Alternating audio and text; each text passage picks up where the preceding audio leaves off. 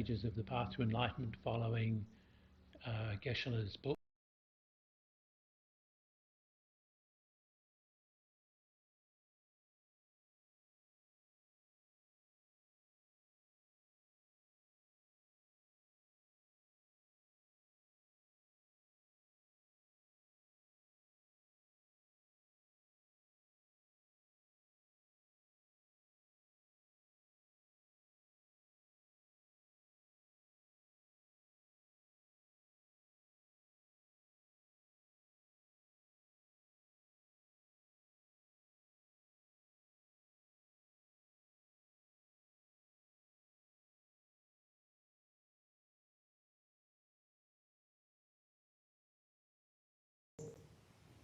Keep your back, the spine as straight as possible. I should also mention before we begin, please put unless you're on call, please put your mobile phones to flight mode so we can have some quiet time. So just begin breathing in and breathing out at your own pace. Just gently breathing.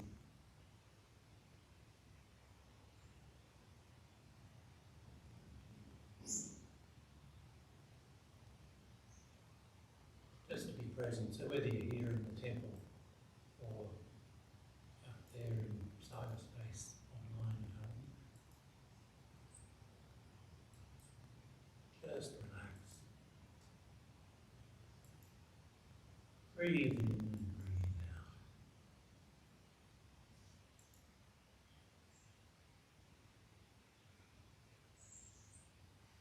Just watch the breath.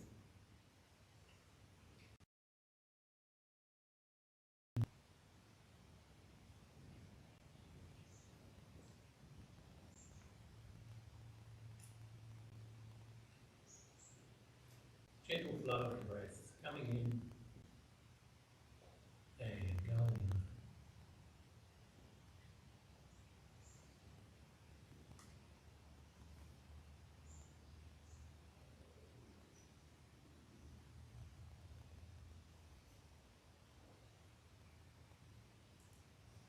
Just relax.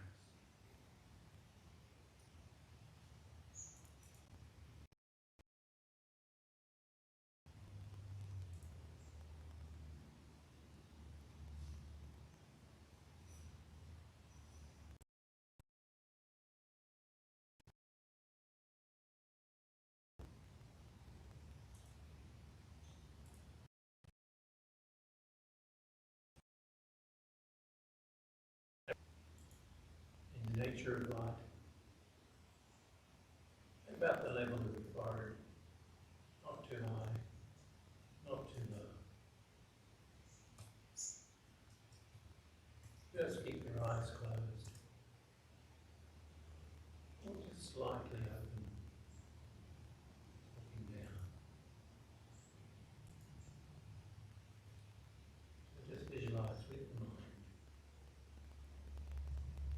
Imagine Shakyamuni Buddha.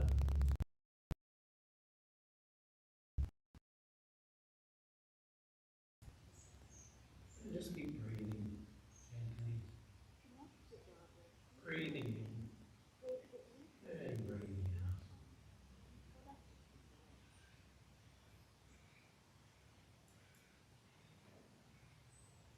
Buddha is sitting on the light nature sun cushion, representing wisdom. Beneath the sun cushion is moon cushion.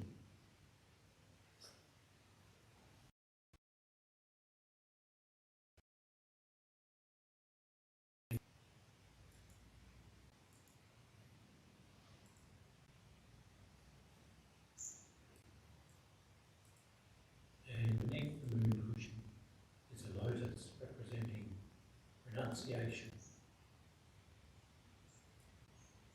three: lotus, moon and sun are the three principal aspects of the path. Renunciation, bodhicitta, and the realization of shunyata, the correct view of the nature of reality.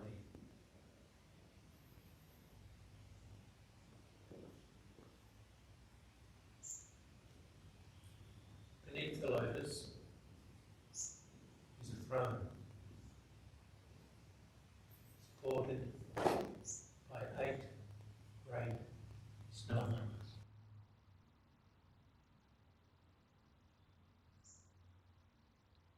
The snow lines represent power and strength.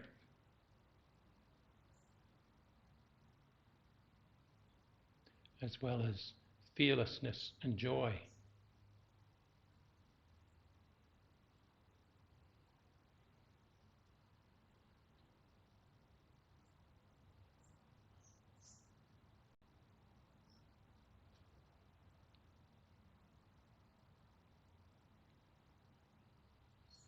Visualize Buddha as golden in colour, wearing the robes of a monk.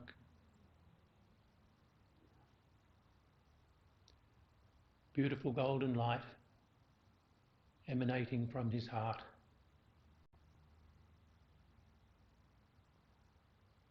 Entering your body. A stream of blessings.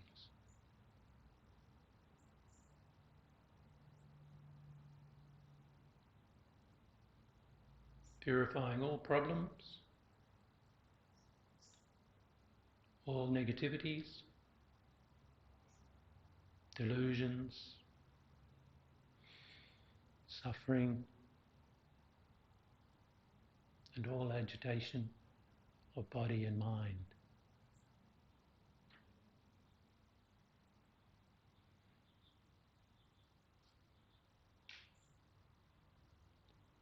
Feel the love and compassion, the joy radiating from Buddha into yourself.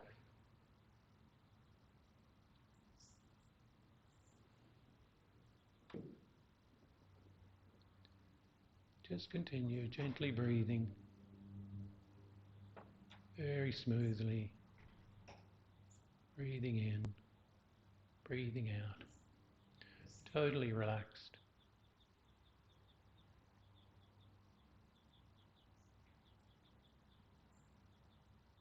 Feel the blessings from Buddha, filling your whole body, soothing, healing, invigorating golden light.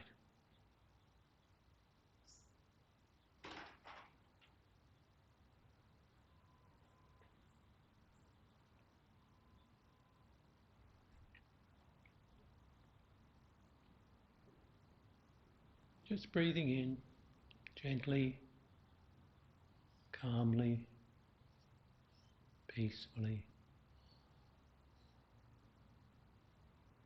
at peace with yourself and at peace with the world. Just enjoy the bliss.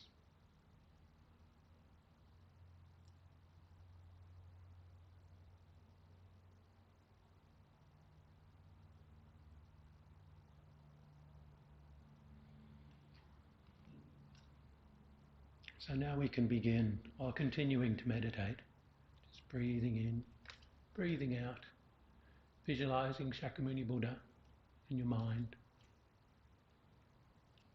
We'll meditate on Buddha's teachings, the Dharma, the stages of the path to enlightenment, the essence of the path to enlightenment. So begin with the need for a guru, a teacher.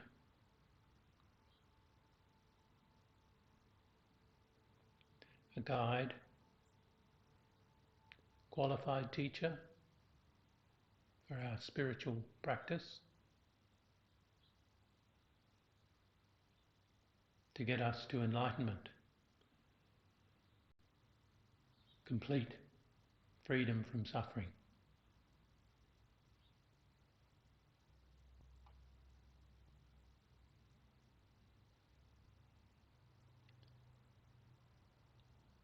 The root practice of relying on a guru is the foundation of all realizations. Lama Tsongkhapa writes in his prayer of the path to enlightenment, "The kind master is the basis of all qualities, and proper reliance is the root of the path."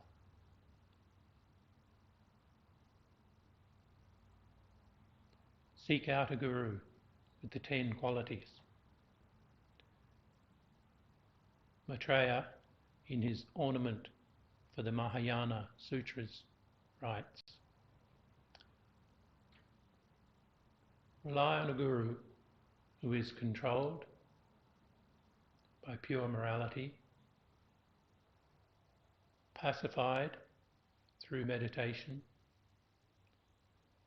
completely pacified through discriminating wisdom, who has more knowledge than you, perseverance,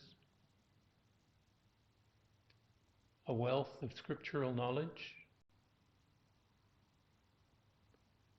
realization of suchness, the wisdom perceiving shunyata, the emptiness of inherent existence, is skilled in teaching,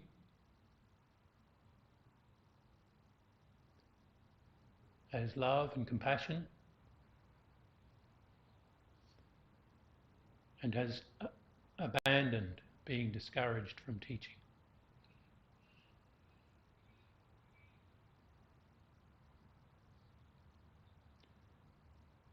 If we cannot find such a teacher with the 10 qualities, they should at least have 5.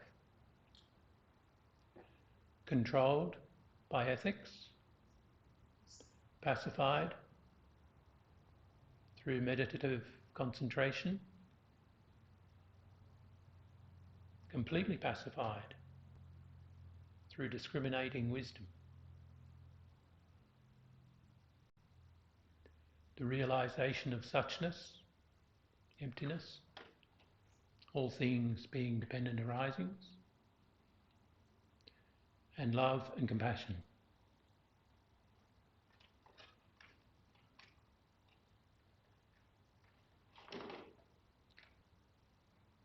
If that is not possible, the guru should have at minimum 3 qualities.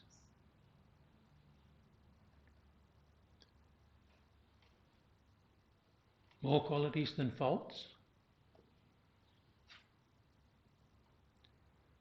more concern for others than for himself or herself,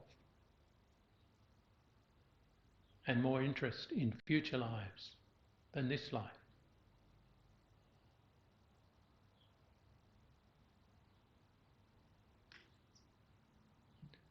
And then devote yourself with strong faith. But remember to check up. This is not blind faith.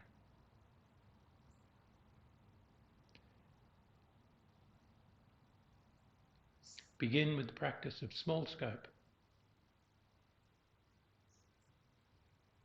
Rejoice in the achievement of your precious human rebirth.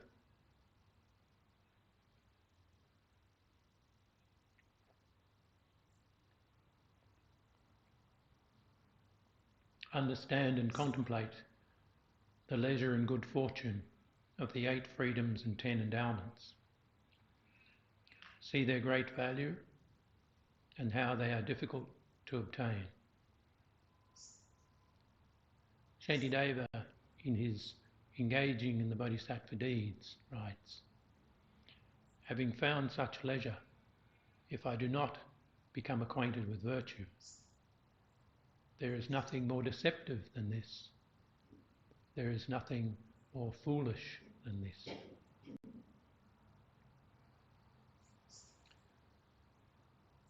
Lama Tsongkhapa explains, the human form at peace with itself is more precious than the rarest gem. Cherish your body. It is yours this one time only. The human body is one with difficulty and is easy to lose. All worldly things are brief, like lightning in the sky, and you must know this life as the tiny splash of a raindrop, a thing of beauty that disappears even as it comes into being. Therefore, set your goal and make use of every day and night to achieve it.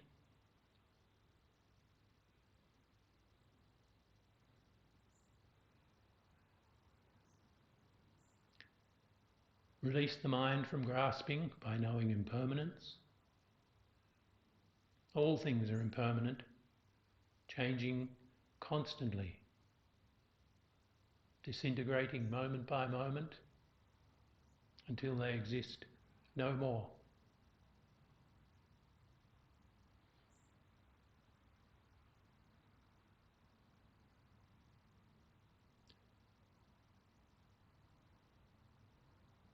Death.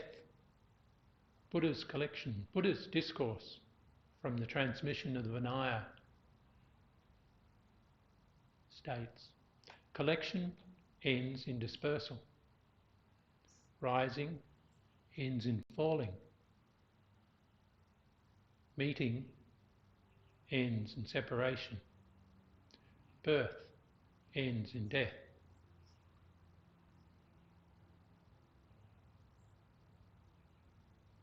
Death is definite, the time of death uncertain. At the time of death, only Dharma can benefit.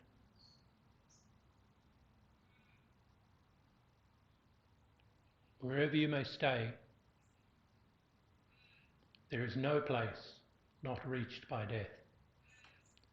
Not in space, not in the ocean, not even hiding in a mountain. Understand and study the death process, the dissolution of the elements and aggregates, and the specific visions marking the 8 stages.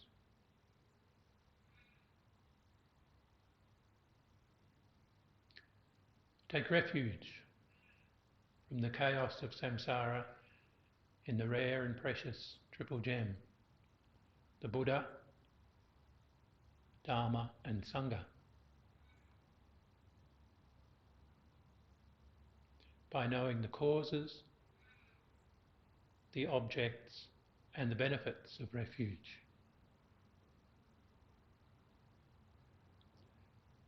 Buddha is the object of our refuge. The Dharma, the teachings,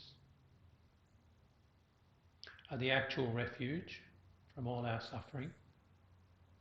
There is external Dharma and internal Dharma. External Dharma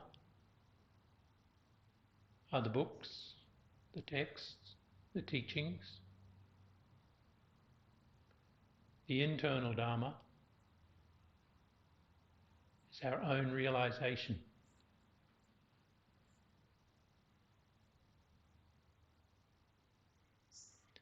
This is our true refuge, the internal Dharma, our own experience.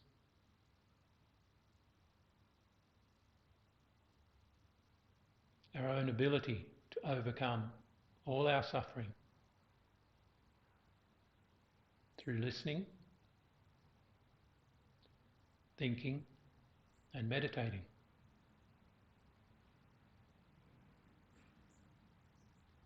Buddha said, Listen well, listen fully, and retain in the mind.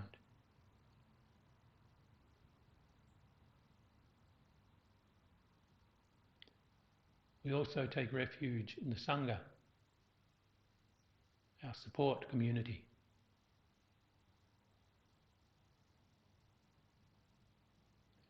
Be mindful of karma. Vasubandhu, in his Treasury of Knowledge, writes, "The whole variety of all the worlds was created by karma."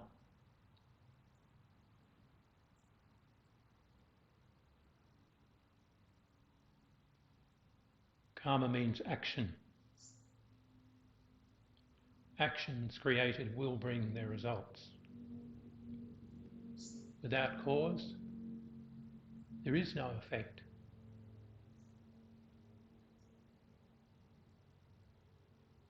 And karma increases.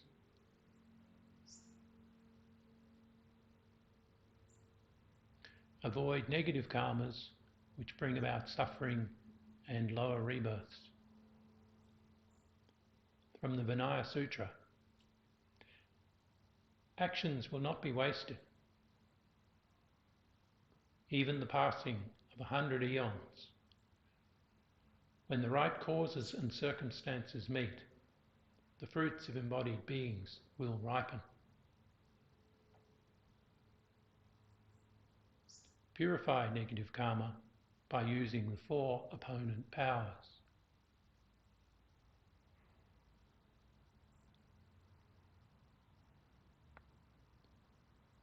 The power of the object,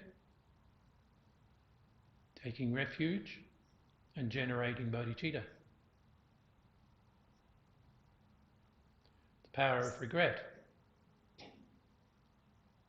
recognizing the suffering our negative karma has brought and will definitely bring in the future, both for oneself and for others. Regret all negative actions of body, speech and mind ever created. The power of the opponent force. Any virtuous action done as an antidote to purify all negativities created by body, speech and mind. And the power of commitment. Promise or intention not to perform the negative action again.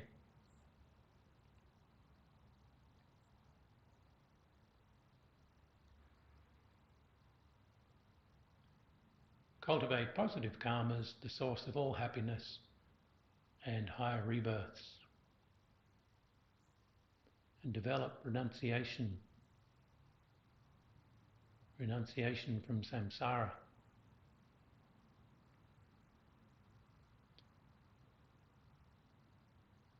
By knowing the faults of samsara. Samsara is the state of body and mind of an ordinary being arising due to contaminated karma and delusion. No matter how good the appearance of samsara seems to the mind, it is cyclic existence. It is ever changing. Good conditions, bad conditions.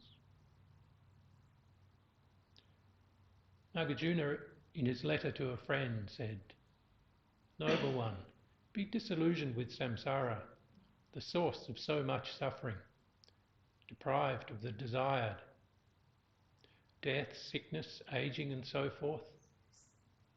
Give even your flesh to hear of its faults.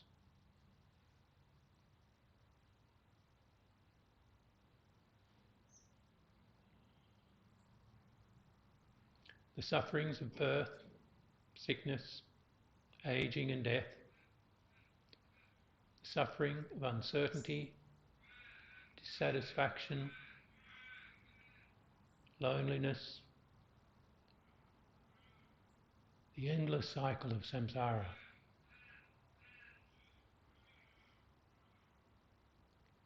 In the Four Noble Truths, Wheel of Dharma Sutra, Buddha taught, this is true suffering.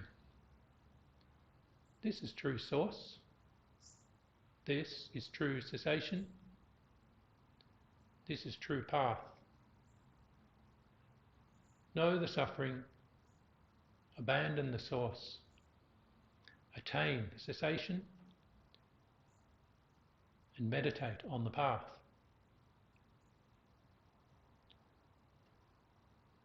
Know the suffering, then there is nothing more to know.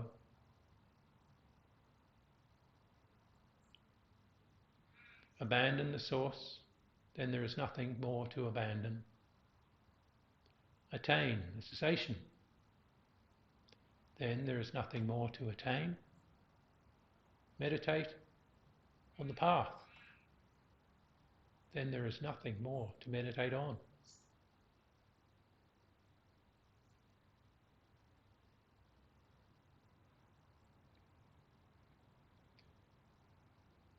Vasubandhu, in his Treasury of Knowledge, explains, the root of samsara is the 6 subtle and extensive delusions: desirous attachment, likewise anger and pride, ignorance, wrong view and doubt.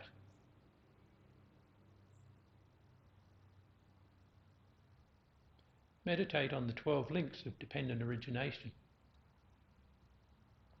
Buddha explained these in the Rice Seedling Sutra. Bhikkhus, whoever sees dependent arising, sees phenomena.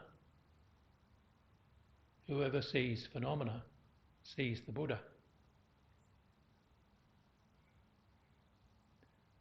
Due to the existence of this, that arises. Due to the production of this, that is produced. It is thus. Due to ignorance, there is compositional action. Due to compositional action, there is consciousness. Due to consciousness, there are name and form. Due to name and form, there are the 6 sense sources. Due to the 6 sources, there is contact. Due to contact, there is feeling. Due to feeling, there is attachment. Due to attachment, there is grasping. Due to grasping, there is existence. Due to existence, there is birth. Due to birth, there is aging and death. Due to aging and death, there is sorrow, and grief and suffering, unhappiness and conflict will arise. Thus, the great suffering of the aggregates is produced. Phew.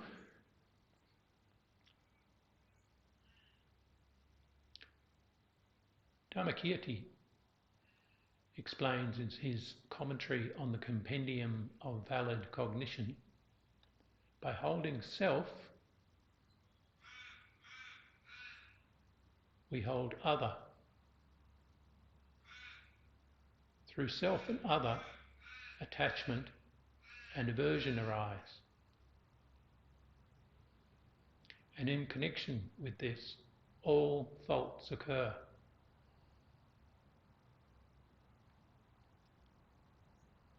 Abandon such delusions in order to attain nirvana.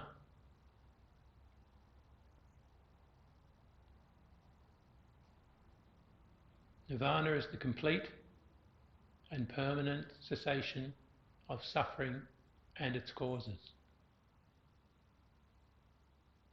True cessation. Strive to be liberated from samsara.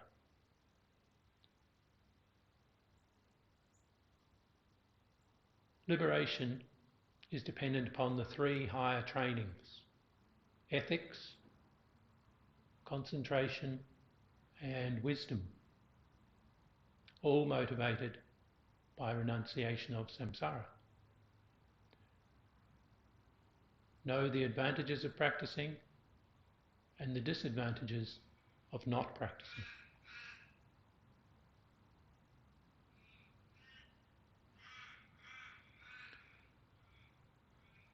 Realise that the training of the path to liberation, the medium scope, will bring the attainment of nirvana. But enlightenment is not possible without bodhicitta. Continue along the path from medium scope to great scope.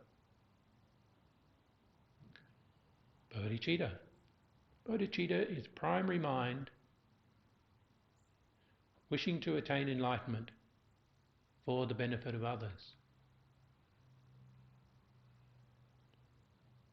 Acharya's definition.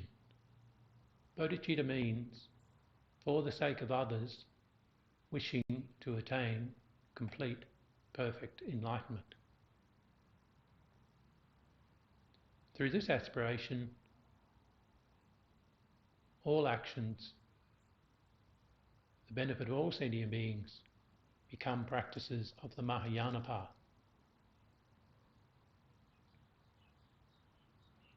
Shantideva, in his engaging in the Bodhisattva deeds, explained, whatever joy there is in this world, all comes from desiring others to be happy. Whatever suffering there is in this world, all comes from desiring oneself to be happy.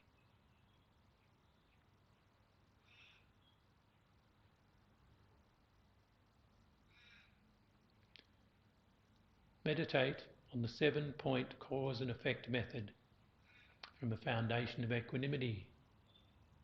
See all beings as our mother,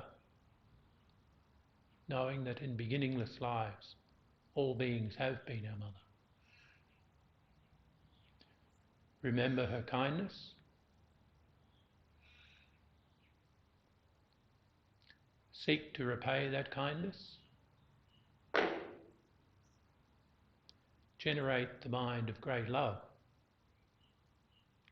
wishing all beings to have happiness.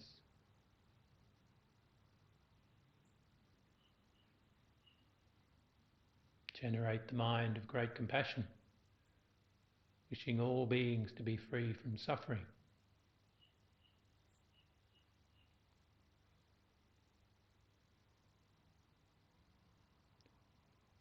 Develop the pure, superior intention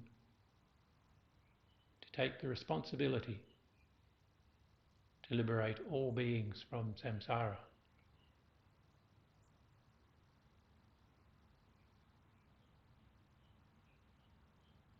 The mind of bodhicitta arises.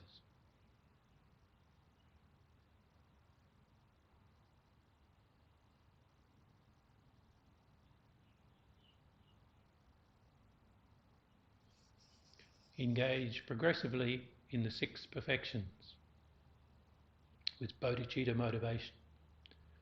Perfection of generosity. Any generosity of body, speech or mind motivated by bodhicitta becomes a perfection of generosity. There's the generosity of material things, of wealth, possessions, and simple things like flowers, just anything given. Generosity of great love, wishing for others' happiness. Generosity of Dharma, using your speech to remove the suffering of others. And the generosity of fearlessness, giving protection, rescuing beings from suffering, and nursing the sick.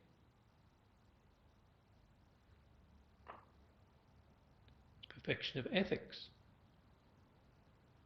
Ethics is the virtuous thought to abandon both harming others and the attitudes that are the basis for harming them. The perfection of ethics is the complete development, state of mind based on bodhicitta that refrains from harming others.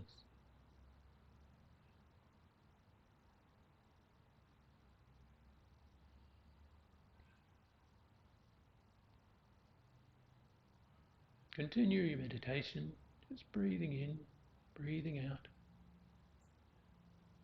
Continuing to visualize Shakyamuni Buddha, golden light blessings.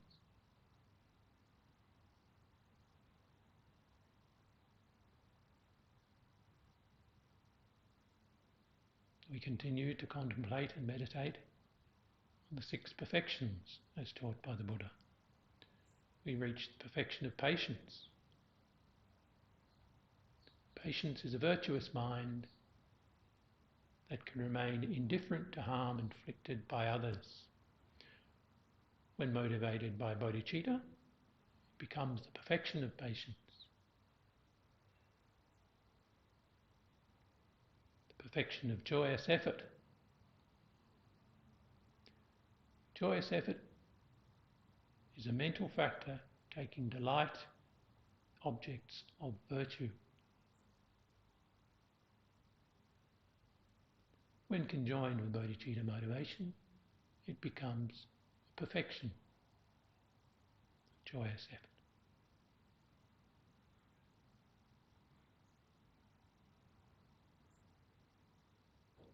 Perfection of concentration.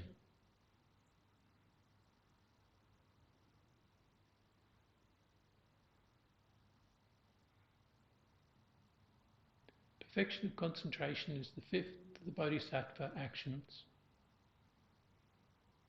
abiding single-pointedly on an object of virtue without distraction.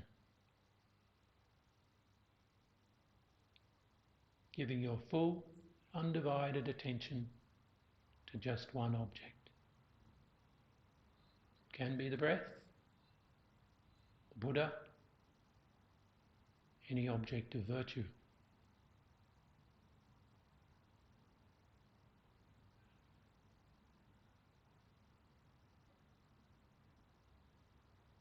To develop such calm abiding, we require a place that is quiet and secure with basic necessities. Little desire, contentment, abandoning multiple activities,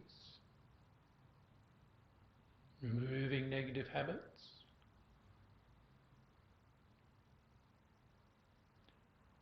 overcoming the 5 obstacles,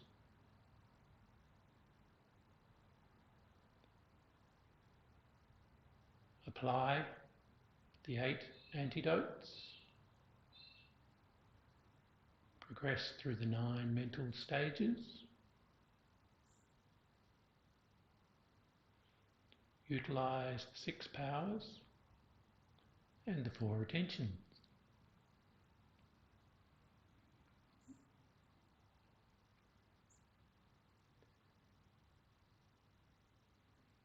Then apply the power of your attainment to perfection of concentration, calm abiding, to realising the true nature of self and phenomena through the perfection of wisdom.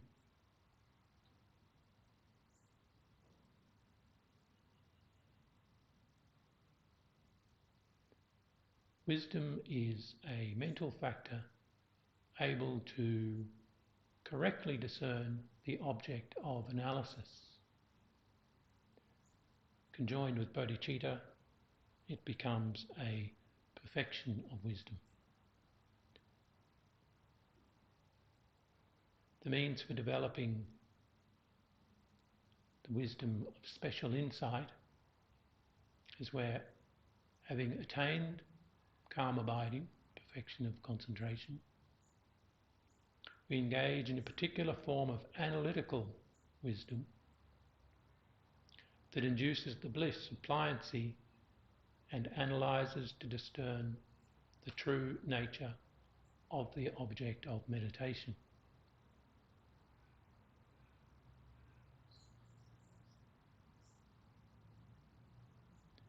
analyse, meditate and refute self-grasping ignorance.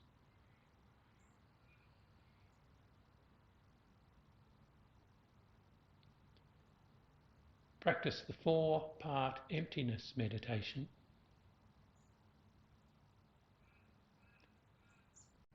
Identify the object of negation. Shantideva, in his Engaging in the Bodhisattva Deeds, explained, without identifying the imputed thing, its non-existence cannot be apprehended. Think about that one.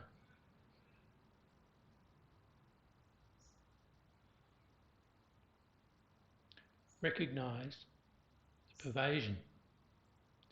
Nagarjuna, in his Precious Garland, explains, if a person is not earth, not water, not fire, not wind, not space, not consciousness, and not all of them, what person is there other than these? Because a person is a composite of the 6 elements, it is not an absolute. Likewise, the elements are not absolutes because each is a composite.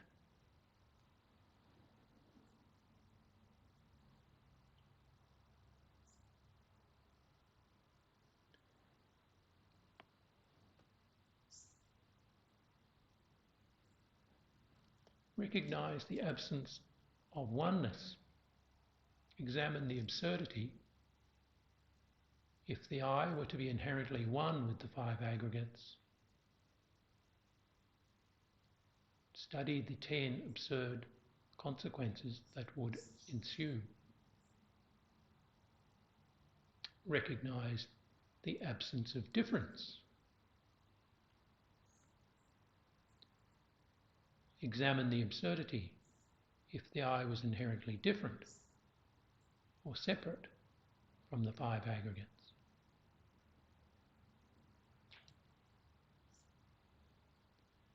Nagarjuna states in his treatise on the Middle Way, because there are no phenomena that are not dependent arisings, there are no phenomena that are not empty.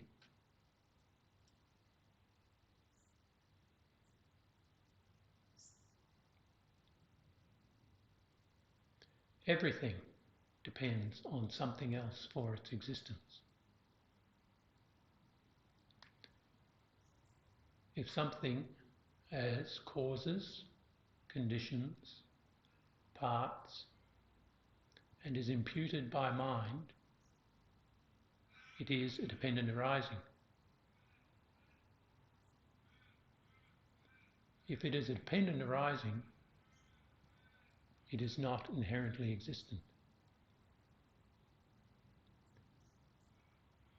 And if it is not inherently existent, it is therefore empty of inherent existence.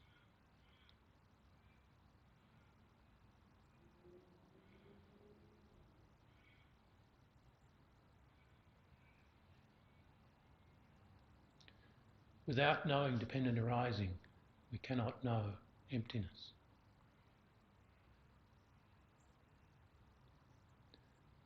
All the teachings of the Buddha can be condensed into the 3 principal paths: renunciation, bodhicitta, and wisdom,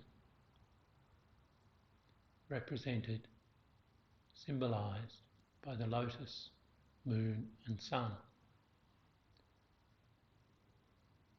They are the essence of the path to enlightenment.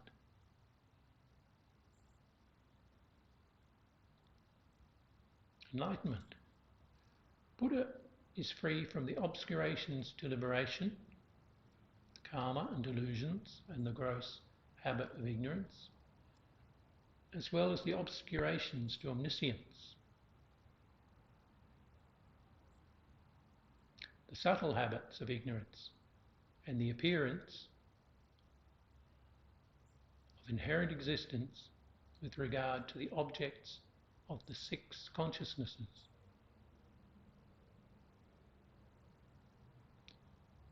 Buddhas have no impediment to knowing.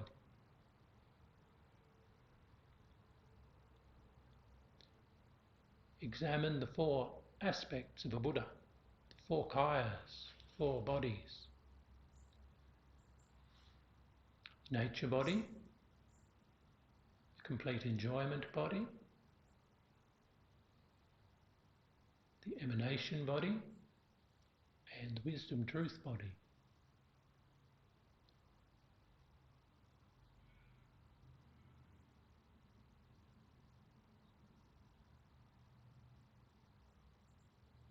Rejoice in knowing that enlightenment is possible for all sentient beings.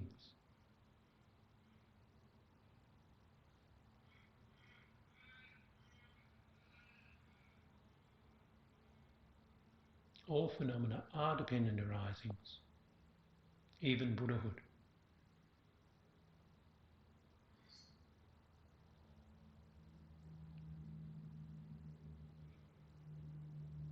Create the causes and the results will follow.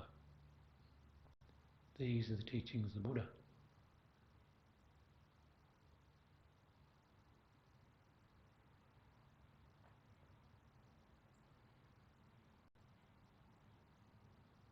So while continuing to visualize Shakyamuni Buddha and the golden light still filling your body,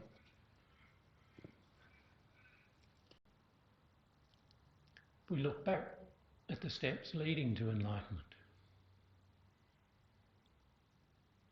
Enlightenment depends on the perfection of wisdom.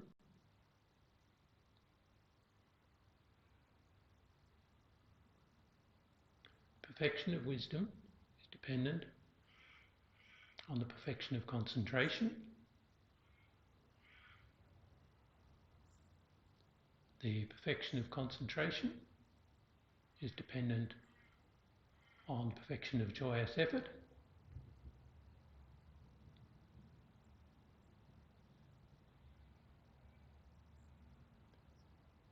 The perfection of joyous effort is dependent on the perfection of patience.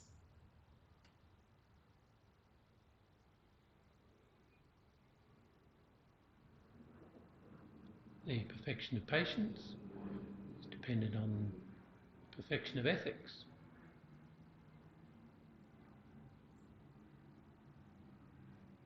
Perfection of ethics is dependent on the perfection of generosity.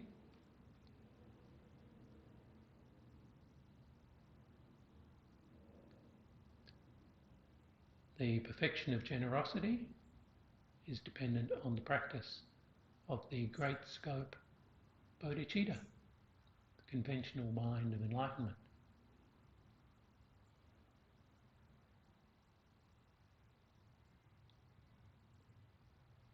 All great scope practices are dependent on the medium scope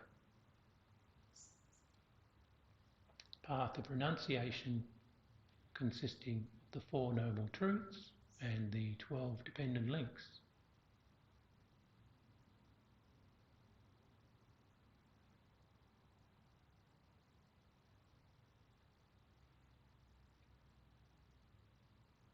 The medium scope is dependent on the small scope practices of karma, taking refuge, impermanence, and perfect human rebirth. And all those are dependent on the root practice of Guru Yoga.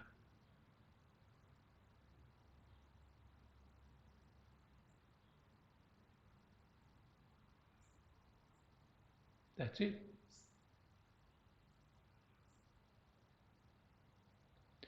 Dedicate the merits, the attainment of enlightenment,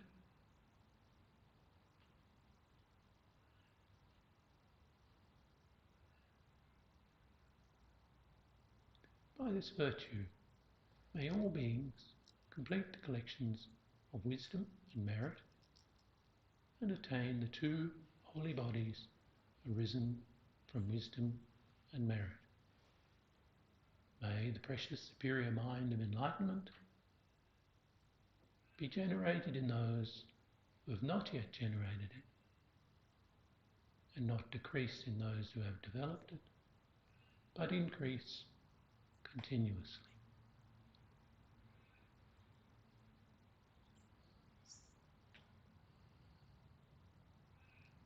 Okay, we have plenty of time for questions.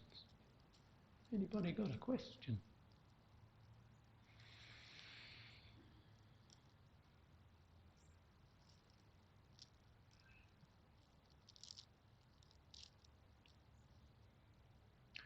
So while continuing to meditate, visualizing Shakyamuni Buddha,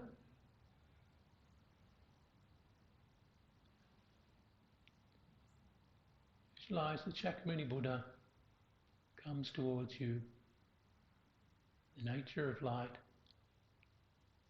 becomes smaller and smaller, turns around to face the same direction as you, sitting above your head, very, very small, and dissolves down into your heart. The nature of light.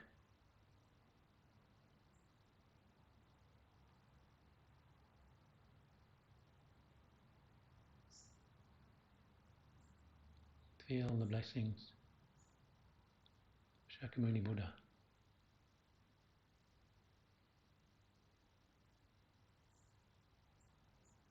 And know that the path to enlightenment is possible, is doable, is achievable. Just requires doing it.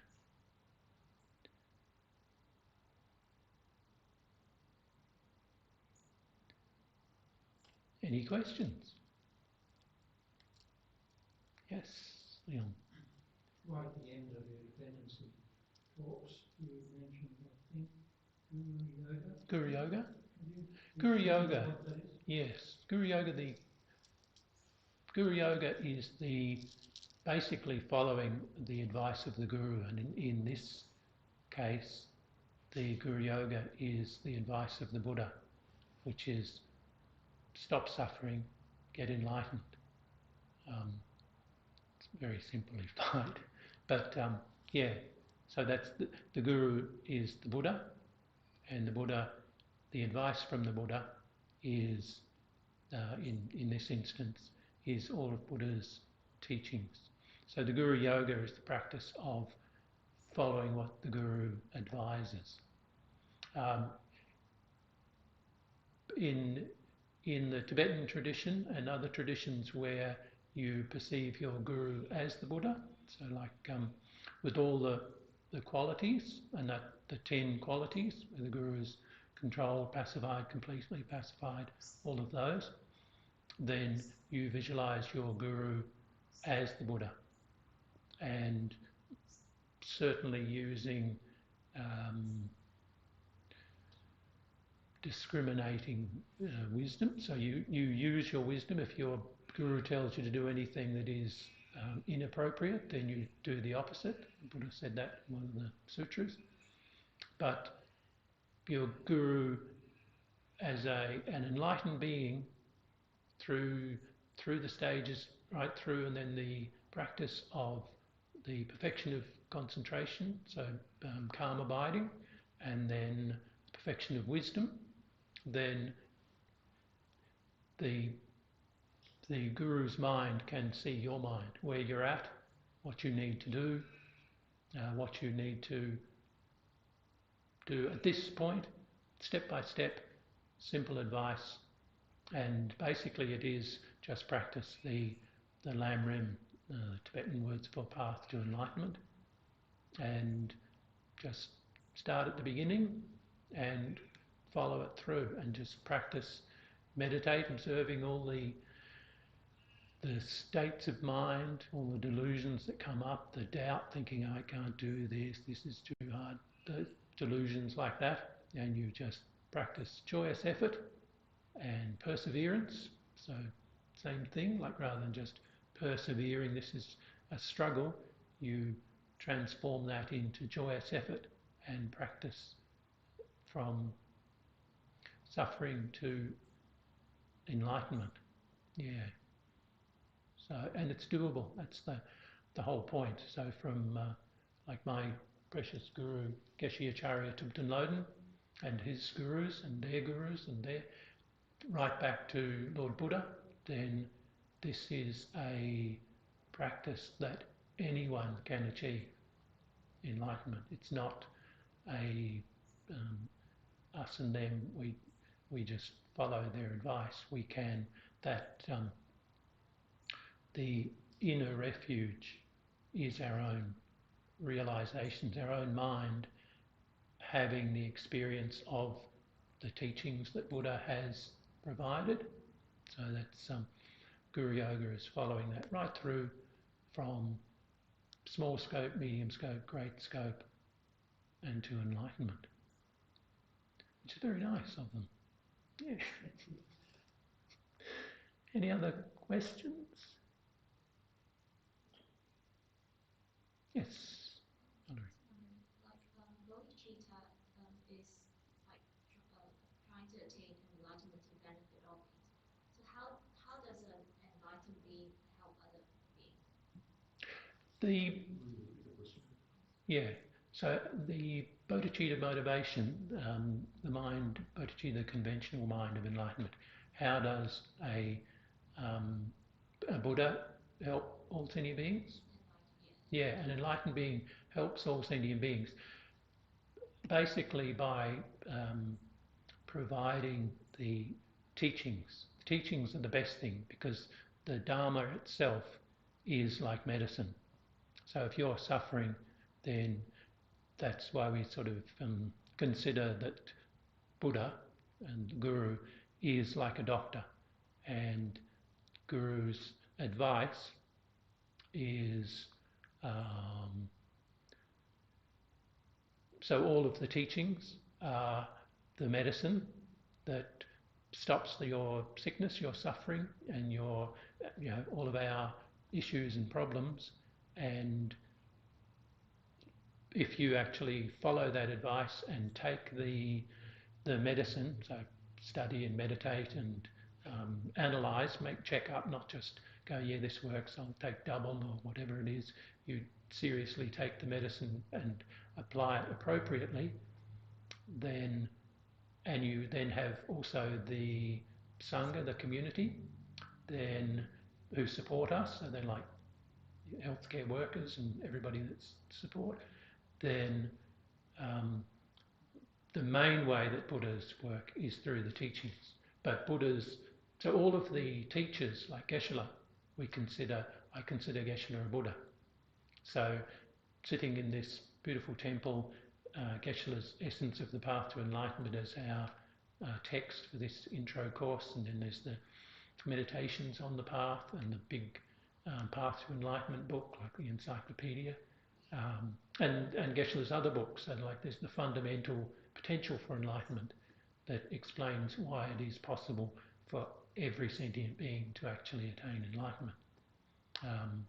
So an enlightened being can, Geshe directly benefited all his students at that time, so those living here, coming to classes, coming to retreats, whatever. So from one person, thousands and thousands of people benefited, and the Geshe's Bodhichitta publications, the books, so they're still through, they had still sold and distributed around the world. So just from Geshe, there's amazing benefit for sentient beings, but also his advice. So if you have a guru who you have faith and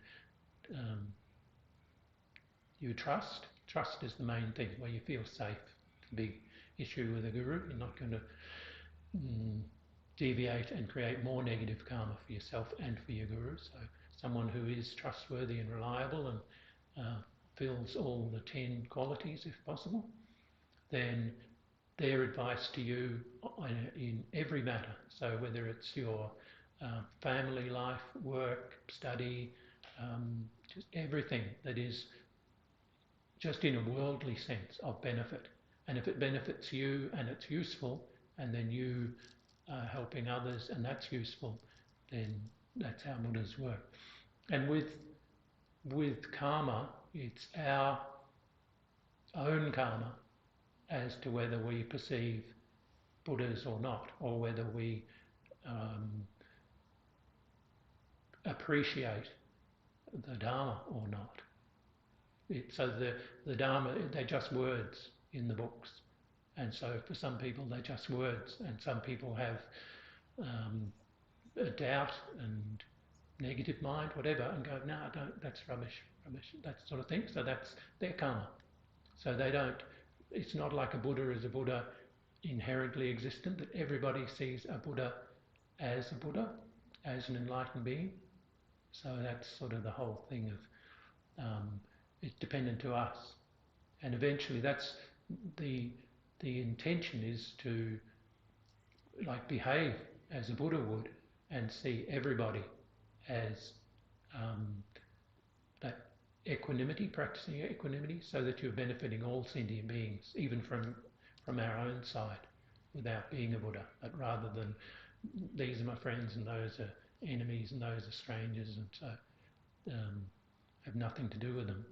So the Buddhas, they teach us how to become Buddhas, which is useful for us and useful for everybody. And eventually all sentient beings can attain enlightenment. So, and bodhicitta is the means to attain enlightenment. But then you need the renunciation of samsara to appreciate bodhicitta, and then from bodhicitta need the wisdom to see the emptiness of inherent existence of all things, including the Buddha and the Dharma and the Sangha and the Guru and everything. It's all dependent arisings. It's not, nothing's kind of static, concrete. Yeah, it's lovely. Bodhicitta. Any other questions about life, the universe, what type of cups of tea we might have after class?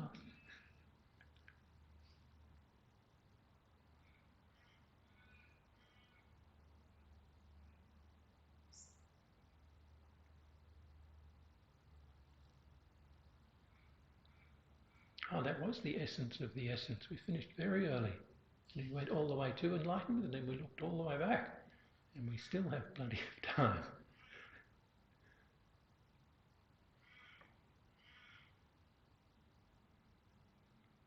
All right, if no questions, then please, thank you all very much for coming. Hope you enjoyed the intro series. I think the enjoyment shop might be open shortly if you'd like to investigate, and there is afternoon tea out in the kitchen. And if anybody's watching online, then go into your own kitchen and make a cup of tea. Next week? Yes, next week there is the Easter retreat, which is Friday, Saturday, Sunday. Yeah, with Jim McKippen leading that retreat. So if, and it's just online, I believe? Yes. Yes. So if anybody would like to attend, I think that's on the Facebook page or the Insta or various